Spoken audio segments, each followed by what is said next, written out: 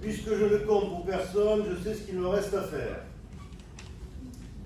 La question du lien social, comme celle relative aux ordres sous-jacents de ce concept, comme l'amour, l'amitié, l'entendement sexuelo-affectif, la proximité, l'isolement social, l'exclusion, etc., est aujourd'hui récurrente dans la société éclatée dans laquelle nous vivons, et même dans la société de Jean-Jacques Amiot.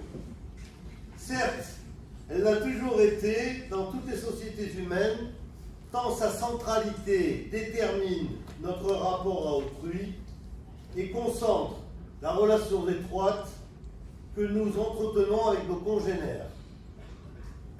Alors, en un seul mot. Aujourd'hui, nous sommes confrontés à une nouvelle situation, à savoir le grand isolement des personnes âgées, mais pas que d'elles, et le sentiment de solitude qui est souvent attaché. On a déjà entendu à de multiples reprises ce matin. Ceci posant, et cet après-midi, ceci posant implicitement la question de la solidarité en termes d'échange et d'inscription dans le lien social qui est au centre de nos interrogations à propos de l'action d'écoute. Rien ne sert de se voiler la face.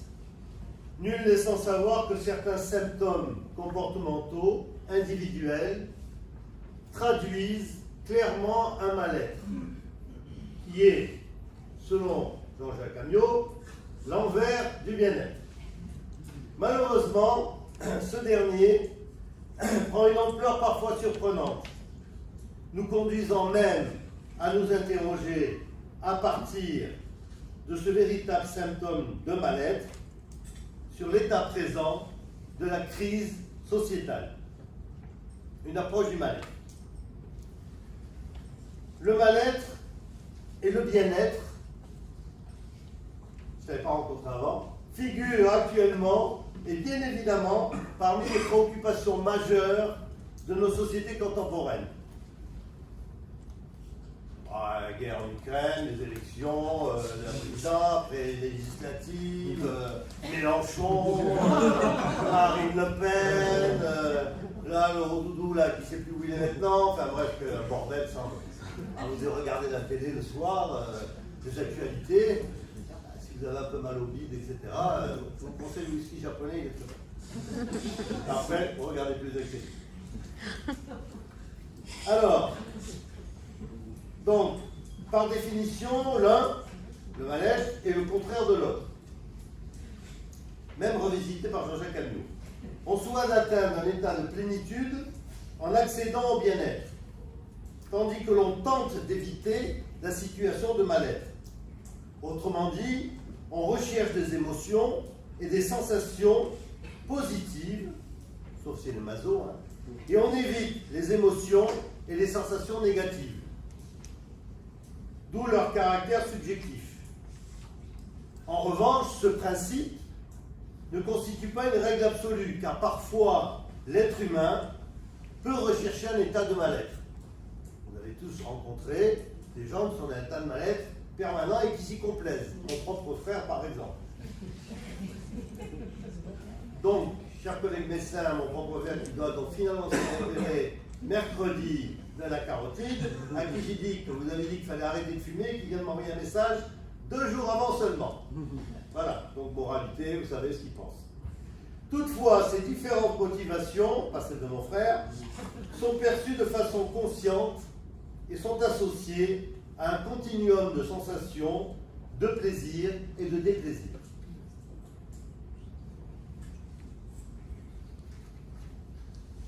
Ce qui nous incite à réagir en produisant un comportement bienveillant, masochiste, etc. Vous avez le choix. Si le bien-être ou le mal-être sont considérés comme une fin en soi, les moyens d'y arriver seront dotés d'une intention qui donnera du sens à nos actions. Mais cette quête de l'insaisissable nous expose inévitablement à son contraire, selon à quoi nous aspirons, puisqu'en tant que sujet vulnérable, nous nous exposons dès lors à une ambivalence, le bien et le mal. Cette contradiction à laquelle nous sommes confrontés ne suit cependant pas une logique du tout ou rien, entre guillemets, puisque, comme l'expliquait Freud, faute de bonheur, les hommes, et les femmes évidemment, se contentent d'éviter le malheur. Maintenant qu'une phrase pareille sans le mot femme, il aurait une attaque de MeToo, des gens du genre, etc. Bon. Cette bataille éternelle a dorénavant investi les sphères les plus intimes de l'individu, c'est-à-dire le domaine de la santé. Rappelons que cette dernière, d'après l'Organisation mondiale de la santé, intègre dans une perspective globale les sphères physiques, psychiques et sociales. On est donc en bonne santé lorsqu'on se trouve dans un état de bien-être, merci Jean-Jacques Amiot, par rapport à ces trois dimensions. Corrélativement, se situer dans une position de mal-être induit donc un mauvais état de santé. Il peut être provoqué par un état particulier relevant de la santé psychique, c'est-à-dire qu'un rapport aux fonctions intellectuelles et affectives, et ou par un état particulier de santé physique, d'après des données anatomiques, et ou une situation sociale particulière dans le cadre des relations entretenues avec les autres. Dans une certaine mesure, le mal-être pourrait donc provenir de certains, entre pluriels aussi, besoins non comblés, bien qu'il puisse également être le fruit d'un désir, tendance passagère induite par un contexte particulier, un désir non satisfait, d'un traumatisme psychologique, une émotion violente, d'une humeur, etc.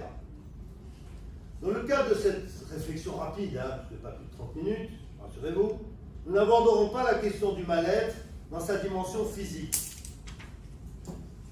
comme résultant d'une douleur en réponse à une perturbation ou à un traumatisme physiologique. On a écrit un très bon bouquin collectif, vous pouvez lâcher, il a un prix battant toute concurrence pour le colloque. Cependant, si l'on se réfère à la pyramide des besoins, selon Maslow, l'échelle à 5 niveaux illustre un ordre de priorité dans leur assouvissement. Par exemple, on ne sera pas motivé par combler le besoin de s'accomplir si on n'a pas réglé avant nos besoins physiologiques. Si on a envie de pisser et qu'il n'y a pas de toilette et que là, vous n'avez pas le temps de penser à autre chose. Hein, c'est absolument infernal. Surtout pour les femmes, les mecs encore peuvent faire oui. Besoins physiologiques liés au maintien de l'homéostasie de l'organisme. Mais il ne convient pas uniquement de se nourrir, de dormir, de boire, et le reste. Encore, faut-il bien le faire, ou dans des bonnes conditions. Ainsi, d'un point de vue médical, la notion de bien-être n'est-elle pas devenue le fer de lance des professionnels de la santé, dont Amiot, qui tentent de faire respecter certaines règles essentielles d'hygiène de vie, garantes d'une bonne santé physique. La tendance actuelle vise à rationaliser les manières d'y accéder, ce qui eut pour conséquence d'accroître l'espérance de vie. Ça, c'est pour vous donner envie de dire pendant que je parle. Cependant, un mal d'une toute autre nature peut nous ronger. Nous sommes nous-mêmes créateurs et victimes de cette souffrance, la nôtre. Bon, on dit c'est les autres en général, mais c'est plus facile de dire que c'est autrui. Hein? Moi, après 49 ans de mariage, je ne dis plus c'est ma femme. Voilà. Je suis resté avec elle, et elle ne dit plus rien non plus, parce qu'elle est restée avec moi. Et bon. 49 ans, hein, vous imaginez hein? Non, la nourriture est bonne. Je paye toutes, c'est tout. Alors bref, c'est une paysanne, hein, Alors, elle s'amplifie, cette souffrance, lorsque le malaise s'installe au point parfois de ne plus pouvoir imaginer de solution envisageable, comme remède à nos problèmes. Au début, simple état d'humeur passager, cette souffrance psychique survient sans prévenir de façon sporadique, puis de manière récurrente, pouvant même se traduire à terme en souffrance psychologique chronique. l'intensification de mal-être envahissant se nourrit du déséquilibre dont la personne fait preuve malgré elle. Dans ce cas, nous pouvons émettre l'hypothèse que le mal-être pourrait donc provenir du fait que l'on se sent mal par rapport à ce que l'on est, même si on dit le contraire. De plus, l'effort d'adaptation pour atteindre un nouvel état accentue le malaise que l'on peut ressentir par rapport à ce que l'on est actuellement. À partir de ce postulat, cette hypothèse nous renvoie aux questions. Oui, comme c'est écrit en petit, je n'ai pas eu le temps d'imprimer en gros. Nous renvoie aux questions existentielles que chacun d'entre nous, être humain, doté de conscience et de langage, se pose. À savoir, qui suis-je? Pourquoi? Comment? Jusqu'où? On peut passer dans quelle étagère, aux courges, etc. Cette somme d'interrogations reflète en réalité notre volonté, notre angoisse de donner du sens à notre existence. Or, cette production de sens s'opère grâce à l'image que l'on a de soi, au regard des autres sur soi, et à l'idée que l'on se fait quant à l'image que les autres peuvent avoir de soi. Ainsi, le jeu quotidien des relations à l'autre affecte la vision que l'on se fait de nous-mêmes. Cette notion s'avère essentielle dans la réflexion concernant le mal-être, puisque les émotions négatives auxquelles nous sommes confrontés vont inévitablement influer sur notre comportement. De ce fait, il n'est pas rare de voir des personnes traduire par une réaction somatique un conflit psychique, intérioriser leurs émotions ou bien même les extérioriser, voire les retourner contre elles. L'angoisse, la dépression c'est un mot de chez Poutine, le repli sur soi, le rejet, la violence, le suicide, etc. Tels sont des exemples de conduite qui peuvent habiter les plus jeunes, comme les adultes ou encore les vieilles personnes. Toujours est-il que lorsqu'une personne exprime son mal-être, elle se plaint de la souffrance vécue. Le mal-être, source de souffrance, nuit aux liens qui nous unissent les uns aux autres, ou inversement. Le manque d'attention, d'écoute et surtout de compréhension serait-il à l'origine d'un mal-être qui se nourrit de ce déficit relationnel? À propos de la mélancolie et de la démarche suicidaire, le signe le plus communément répandu et admis comme étant révélateur d'un mal-être est la dépendance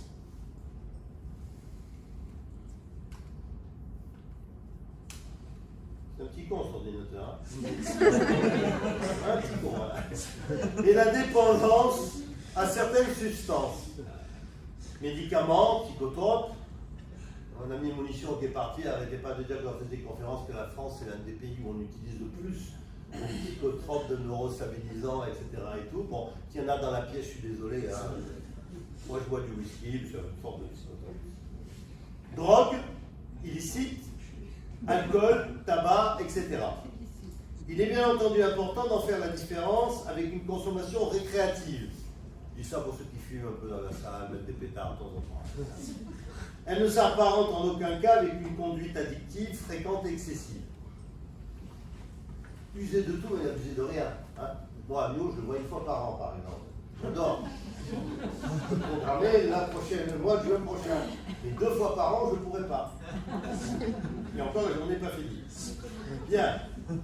Les adolescents détiennent ce type de comportement. Malheureusement, la détection de ces jeunes à risque est souvent inefficace à cause des comportements similaires de beaucoup d'entre eux.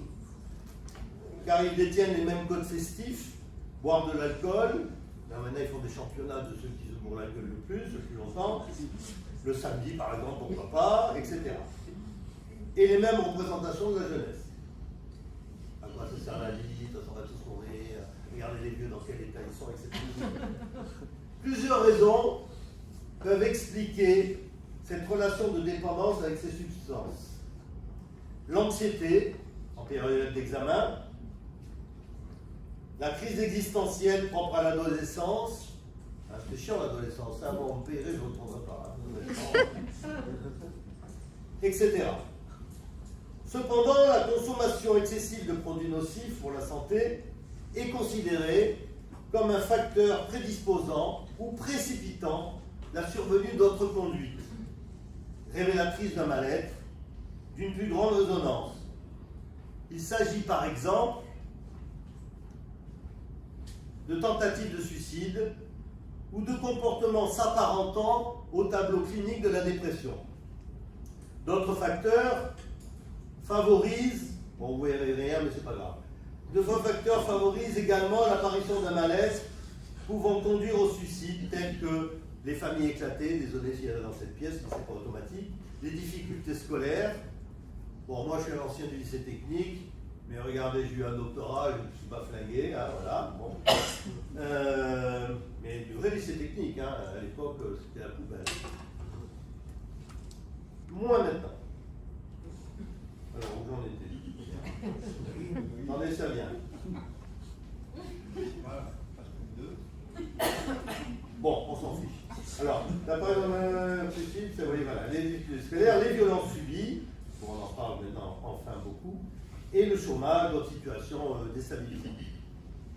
Bon, la guerre, c'est aussi ceux qui ont servi dans des pays en guerre, hein, comme ici moi-même, on enseigne que les gens ils sont déstabilisés pour la vie. Quoi. De manière générale, dans le cas d'une personne dépressive, au-delà des facteurs défavorisants, tels que l'hérédité, les expériences malheureuses ou certains facteurs sociaux, la dépression constitue potentiellement une situation suicidogène. Des études épidémiologiques montrent que lorsque l'on cherche les traumatismes dans la vie récente d'un déprimé, on trouve au premier rang, dans 24% des cas, le décès du père ou de la mère, suivi dans 19% des cas par le décès d'un autre membre de la famille. En effet, à la suite d'un décès, le travail de deuil naturel peut dans certains cas devenir pathologique, car il comporte un panneau dépressif analogue à celui de la maladie mélancolique, mais qui se résorbe et disparaît théoriquement à la résolution de la crise. Plus encore, l'approche psychanalytique de la dépression s'est construite sur l'expérience du deuil et de la mélancolie. Cependant, pour Freud, le même que tout à l'heure, la mélancolie est différente du deuil. Elle se distingue par le fait que dans la mélancolie, l'objet perdu est le moi du sujet et non l'objet et le lien à l'objet. Ce qui nous intéresse ici concerne les circonstances dans lesquelles un mal-être naturel induit par la perte d'un objet ou d'une personne aimée peut déboucher sur un deuil pathologique et donc un mal-être maladif. Néanmoins, la sémantique des mots est à relativiser, puisque le sens étymologique du terme pathos signifie souffrance. Toujours est-il que, contrairement au deuil normal, le deuil pathologique constitue une situation particulière qui comporte une évolution plus lente, plus de 6 mois à 1 an, dans laquelle la dépression atteint le niveau du diagnostic clinique. Il est intéressant de remarquer que cette situation peut être provoquée de façon générale par une attitude inadéquate de la part des proches de la personne endeuillée. Le travail de deuil se décompose en plusieurs phases qui peuvent prendre un temps plus ou moins long, se chevaucher ou bien ne jamais aboutir suivant le cas. Une première phase de sidération est marquée par l'inhibition de l'intellect et de l'affect. Aubagné, 91, cite que la vie végétative nous maintient en vie. Ainsi, si la personne y prend garde, en laissant le silence s'installer, cet état risque de devenir problématique voire chronique. Deuxièmement, durant la phase de chagrin aigu, empli de douleur et de désarroi, le rôle de l'entourage est très important puisque la personne a tendance à se replier sur elle-même pour se protéger de cette vague émotionnelle. Toutefois, une analyse plus fine nous permettra d'admettre une certaine délicatesse à adopter, et notre ami Louis en a parlé juste à l'instant, vis-à-vis de la personne endeuillée, pouvant faire preuve d'une éventuelle pudeur de ses émotions. Il s'ensuit une troisième phase, dite de flottement, dans laquelle l'endeuillé va laisser exprimer sa contrariété, voire sa colère, quelquefois violente, ou son apaisement. Enfin, la phase d'adaptation et d'apaisement vient finaliser le travail de deuil, le détachement par la personne en deuil au défunt et au passé s'effectuera grâce à une intense activité psychique. À ce moment-là, le refus ou non de la réalité entraînera la personne, suivant le cas, dans une attente toujours douloureuse. Le deuil deviendra alors chronique. Dès lors, l'entourage de l'endeuillé aura un rôle à jouer, car le soutien apporté facilitera le déroulement de ce mécanisme. Cependant, dans notre pratique professionnelle, nous constatons très peu de cas où une personne âgée développe un deuil pathologique. En revanche, nous observons une différence entre les femmes et les hommes devenus veufs. Ces derniers, les hommes, auraient davantage de difficultés à s'adapter aux nouvelles contraintes de la vie quotidienne qui s'imposent à eux et donc supportent moins bien leur nouveau statut. Nous avons pu constater précédemment, dans ce que je viens de dire, que certains facteurs de risque peuvent provoquer une dépression chez la personne concernée. Bien sûr, les explications et les détails fournis dans ces propos n'ont pas la prétention d'être exhaustifs. Je dis ça parce qu'après Agneau, en table ronde, va m'interroger, mais comme il est en train de parler, il n'entend rien, donc c'est parfait. Donc il n'y a pas intérêt à revenir. L'intérêt pour nous est de mettre en lumière des mécanismes qui se surajoutent pour éventuellement aboutir à une véritable pathologie ou, dans le pire des cas, à un comportement à haut risque et beaucoup plus grave qu'un mal-être naturel. Il s'agit d'une réaction naturelle, développée pour faire face aux contraintes de la vie. Parmi les réactions les plus extrêmes, le suicide est l'acte ultime par lequel tout le monde se sent concerné. D'une certaine manière, notre évolution personnelle nous conduit inexorablement un jour à prendre conscience que l'on a la capacité d'ôter la vie des autres, mais également la sienne et de façon délibérée. Alors moi, en France, aux États-Unis, le type, quand il se suicidait, il rentre dans une église ou dans un supermarché, il tue 50 personnes, il se suicide après. Bon, on n'en est pas encore vraiment là, mais on ne sait jamais. Bien que depuis 1790 en France, le suicide n'est plus considéré comme un crime, il reste toutefois associé à un problème psychiatrique et donc à un désordre mental. Bien que moi, personnellement, je pense qu'on va avoir vraiment du courage pour se suicider. Et je saluais, il m'entend là où il est, Gilles, qui s'est suicidé à 50 ans il y a 15 jours. Il avait été atteint d'un cancer, un bon gars, guide de montagne, etc. Et il s'est suicidé. Voilà, il avait une famille très chrétienne. Et moi, je me suis autorisé à dire à ses frères et à sa mère qu'il fallait avoir du courage pour se suicider, ce n'était pas donné à tout le monde. Voilà. Surtout en plus dans une famille très religieuse. En revanche, il n'a pas la même signification selon les représentations culturelles admises par des personnes d'origine et de cultures différentes, bon, le harakiri, etc., ou la culture japonaise.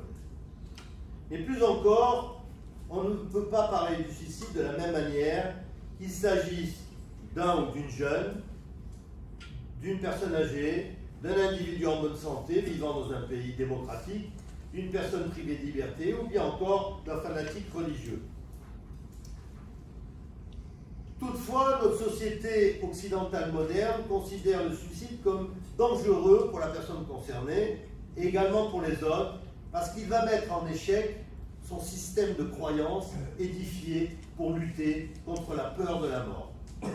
Selon l'Observatoire national du suicide, le suicide a causé le décès de 9300 personnes en 2016 en France métropolitaine. Le suicide réussi. Hein. Je le dis, ce qui est encore voilà. À ce chiffre s'ajoutent environ 200 000 tentatives de suicide, donnant lieu à un contact avec le système de soins par an. La France est partie des pays européens les plus touchés par ce fléau. Pour ce qui concerne la mortalité selon le statut marital et dans la population des plus de 5 ans, c'est chez les divorcés que les taux de décès standardisés sont les plus élevés, 33,2 pour 100 000. Ils sont suivis par les décès des célibataires, 31% pour 100 000. Les personnes mariées se suicident 2 fois moins. Il faut avoir la paix pour se suicider. Non. Chez les femmes, les divorcés demeurent largement touchés, 18,9 pour 100 000. Les taux de décès des veuves et des célibataires sont très proches, de l'ordre de 14 pour 100 000. Pour les hommes, en revanche, ce sont les veuves qui se suicident le plus fréquemment, taux de 70,1% pour 100 000, suivi par les divorcés, 55,5% pour 100 000, et les célibataires. Autant chez les hommes que chez les femmes, et quel que soit l'âge, le taux de décès des mariés reste plus faible. La surmortalité masculine est particulièrement marquée chez les veufs et se situe à environ 3 pour 100 000 pour les autres statuts, selon l'association en France Prévention 2016. Pour ce qui est des jeunes, et selon une enquête publiée par la Fondation Fondamentale en 2022, donc ça date d'hier, près d'un jeune sur 3 a eu des pensées suicidaires. Le souligne la psychiatre Sylvie Torchman, chef du pôle d'hospitalo-universitaire de psychiatrie de l'enfant et de l'adolescent de Rennes. Bon, c'est en Bretagne, hein, les Bretons. Pas prendre une voiture la nuit sur une route bretonne, hein, si vous-même vous avez picolé. Hein, voilà. C'est étroit, comme rue, et voilà, les gros bouteilles. J'aime beaucoup la Bretagne. Révèle, alors une étude révèle en France, révèle à France 24, hein, que ces services ont enregistré 2 fois plus d'épisodes de crise suicidaire et de troubles anxio-dépressifs durant l'hiver lié à la canicule. L'hiver, pas la canicule, au confinement. Voilà. C'est l'eau qui a remonté. Ah oui, je suis en train de m'assécher là. Voilà, par rapport à l'année précédente. Cette pédopsychiatre explique ce phénomène notamment par le dérèglement des horloges biologiques durant le confinement et le reconfinement, terrain de vulnérabilité aux troubles anxieux et dépressifs, ou encore le manque d'activité physique induit par la sédentarité. Là, c'est un d'écran toute la journée. Dans le champ du suicide, de nombreuses études démontrent également l'importance des facteurs psychiatriques. Selon les recherches en suicidologie, 50 à 90% des personnes qui se sont suicidées souffraient d'un ou de plusieurs problèmes de santé. C'est payé en petit, mais c'est la chanson, vous devez la connaître, du chanteur là, sympa. Là. Vous voyez qui je veux dire? Encore malade de prendre le sommeil, voilà, il est belge. C'est pas de sa faute, hein. Non, parce qu'il y a une belge, je veux dire. Les paroles sont splendides. Et quand on a travaillé avec des gens qui font des pratiques de suicide, c'est assez parlant. Voilà, donc alors, dérèglement des horloges biologiques durant le confinement et le reconfinement. Terrain de vulnérabilité aux troubles anxieux et dépressifs. Ou encore le manque d'activité, blablabla. Bref. Alors, il est estimé qu'avoir fait une tentative de suicide multiplie par 30 le risque suicidaire. Une fois, 2 fois, 3 fois, bon, ceux qui sont tenaces finissent toujours par réussir. Hein, voilà. Un trouble bipolaire le multiplie par 28, la dépendance à l'alcool par 22, la dépression par 20, la schizophrénie par 8, un trouble de la personnalité par 3, et le mariage, pas rien du tout, je le sais. Ces facteurs s'additionnant. Toutefois, il s'agit de statistiques. Et des personnes souffrant d'un ou de troubles psychiques peuvent très bien ne jamais tenter de se suicider. Je dis ça pour ceux dans la pièce qui cumulent des tas de paramètres, pas vous prendre en sortant, c'est pas la peine. Il n'existe pas un risque, mais bien plusieurs, étroitement associés, s'inscrivant à la fois dans une histoire personnelle, un contexte familial et un environnement social spécifique. Le suicide est donc un phénomène multifactoriel, complexe, impliquant des facteurs autant psychologiques, sociaux et biologiques que culturels et environnementaux. Le baromètre de santé publique, France, 2017, apporte des connaissances sur les idées suicidaires et les tentatives de suicide dans la population générale et chez les actifs. Près de 5% des 18-75 ans de la population générale déclareraient avoir pensé à se suicider au cours des 12 derniers mois. 7% ont déclaré avoir fait une tentative au cours de leur vie, les femmes étant plus touchées que les hommes. Plusieurs facteurs associés par les tentatives de suicide, parce que les hommes font moins de tentatives mais réussissent plus leur coup parce qu'ils choisissent le rouleau compresseur, le flingue, la grenade, etc. Tandis qu'une femme prend une pâquerette, elle a l'air toutes ses copines et tous ses copains, elle avale la pâquerette, elle dit je vais mourir, on a le temps d'enfoncer la porte et de sauver. Voilà. Non, vous êtes plus intelligent que nous. Et le mec, quand on arrive, il n'y a plus rien à foutre. C'est comme ça, on est trop violent. Vous mettez un stade avec que des nanas, et puis le même stade de foot avec que des mecs, ça se termine par une guerre qu'il y a eu entre certains pays d'Amérique latine. Merci mesdames d'exister. Voilà. On ne peut pas changer de sexe maintenant, mais dans une prochaine vie, je choisirai le genre féminin, mais en plus vous avez le pouvoir maintenant, et c'est pour des siècles, donc au mieux du bon côté, qui doit être réincarné. Alors, plusieurs facteurs associés au comportement suicidaire, ils sont identifiés. Avoir eu un épisode dépressif, avoir à faire face à des situations financières difficiles, ceux qui ont investi dans le Bitcoin par exemple, là, ils sont là. Le fait d'être célibataire, divorcé ou veuf, une activité professionnelle, l'exposition aux violences, ainsi que les événements traumatisants durant l'enfance. Les troubles psychiatriques en particulier, la dépression et les troubles anxieux, étaient surreprésentés dans les 156 910 certificats de décès mentionnant le suicide comme cause de décès entre 2000 et 2014, comparé aux autres certificats de décès. Le suicide, contrairement aux tentatives de suicide, dont je l'ai dit, concerne une forte majorité d'hommes qui réussissent mieux leur vie. Alors, évidemment, je vais anticiper, les hommes réussissent parce qu'ils choisissent des moyens beaucoup plus violents. Ce qui est dommage, d'ailleurs, on devrait leur expliquer qu'il y a d'autres moyens qui fonctionnent. Alors, pandémie et aggravation du sentiment d'isolement. C'est bientôt fini. La pandémie, qui n'est pas complètement terminée, vous le savez bien, parce que, bon, alors, ceux qui croient en rien, en septembre, ça va redémarrer, mais non, c'est des conneries, voilà.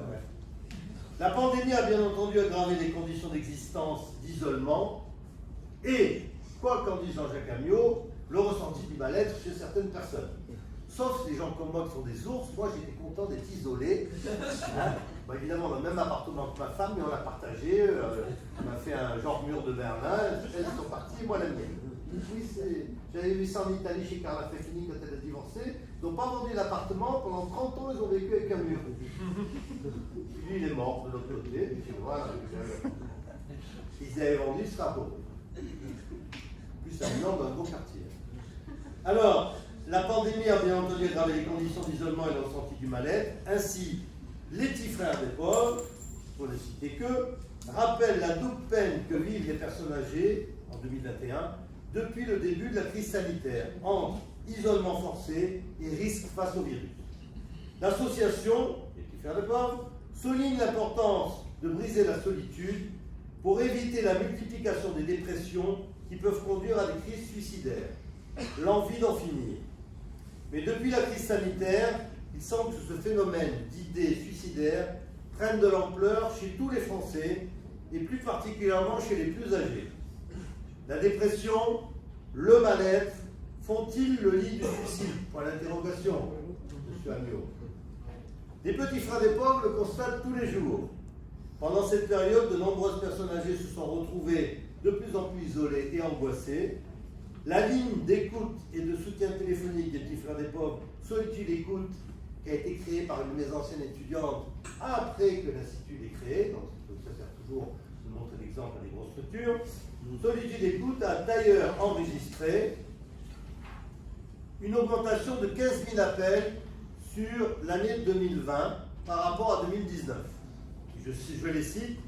La ligne Solitude Écoute a connu un pic d'appels pendant les confinements avec des personnes âgées, angoissées et dépressives. Nous avons constaté une hausse d'appels des personnes qui exprimaient des tendances suicidaires, surtout en fin d'année. Dans un tel contexte, vous avez tort, la fin est proche et c'est bien.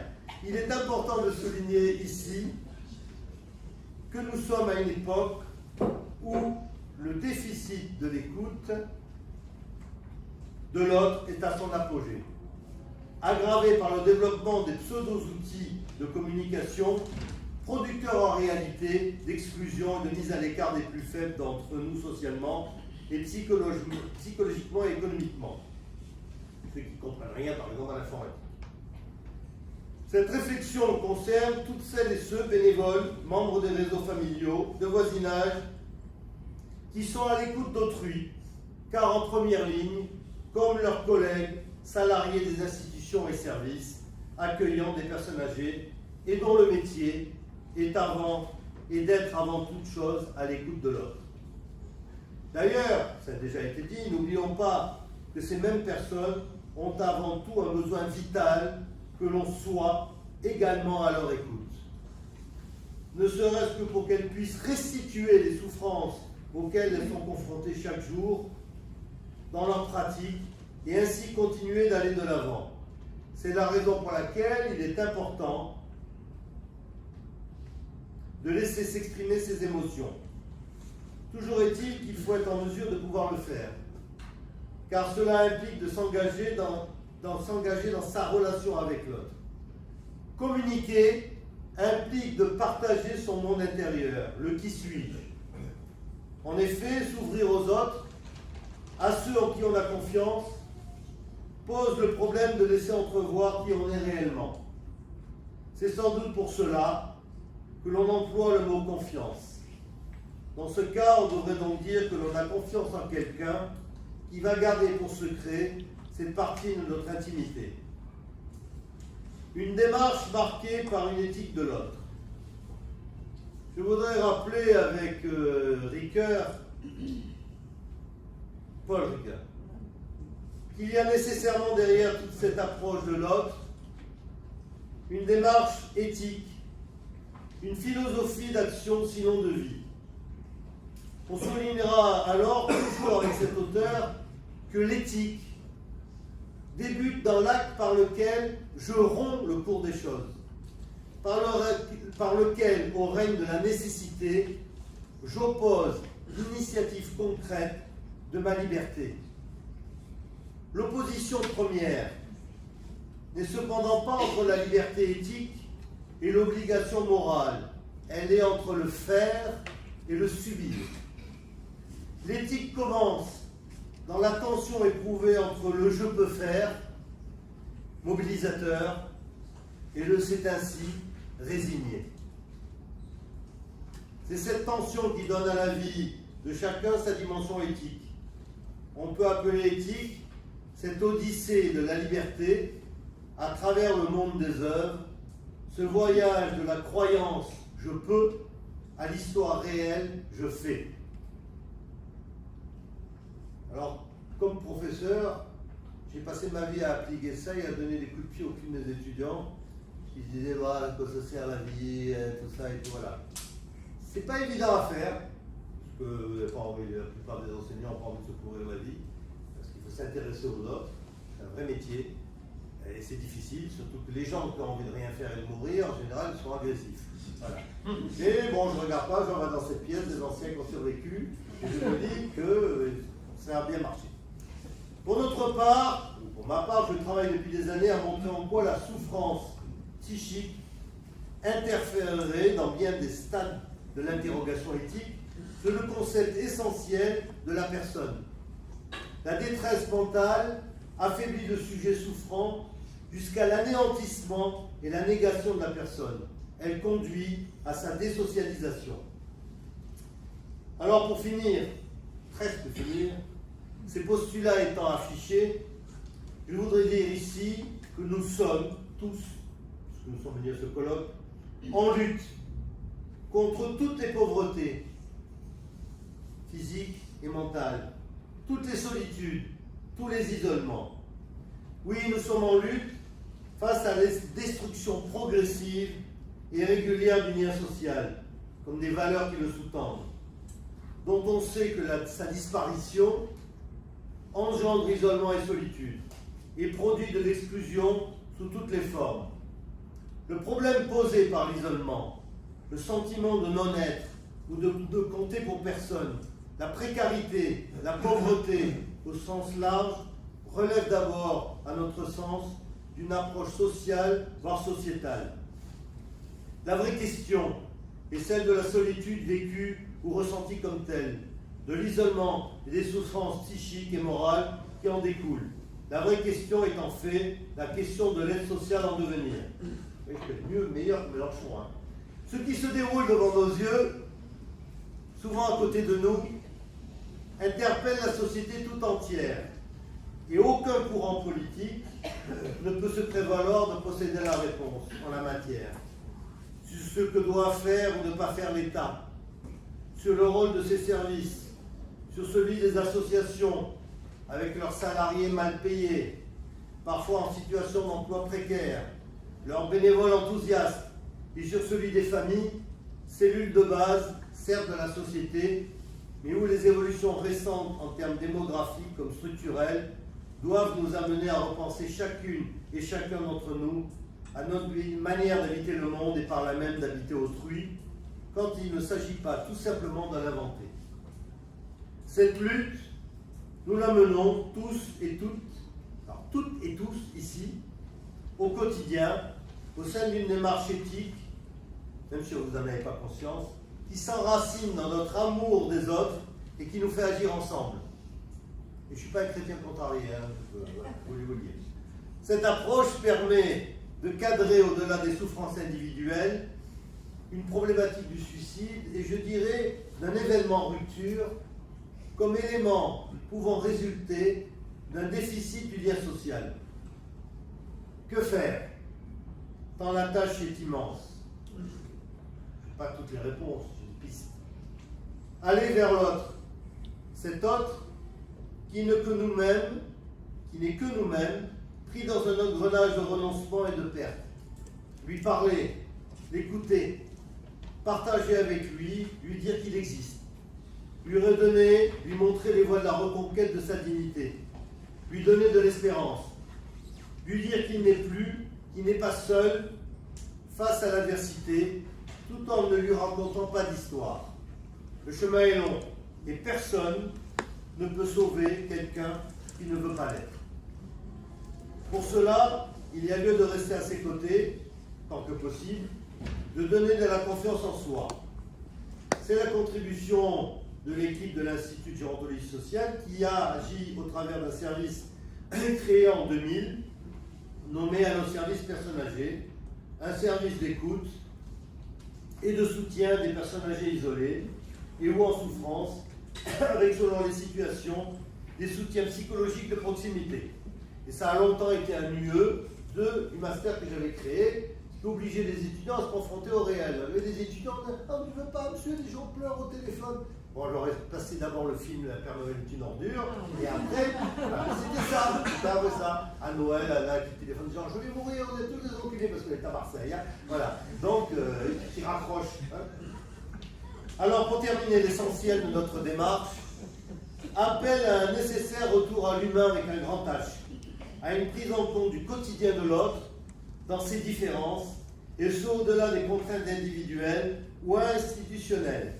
Et c'est à l'évidence que j'ai déjà cité dans la plaquette, mais je savais ce que je faisais, que nous donnerons le dernier mot en la matière, lui offrant par l'intermédiaire de l'un de ses écrits relis par Amiot, l'opportunité de nous montrer l'un des chemins possibles, je le cite, « Le dialogue oblige autrui à entrer dans le discours qui va l'unir à moi. » Merci.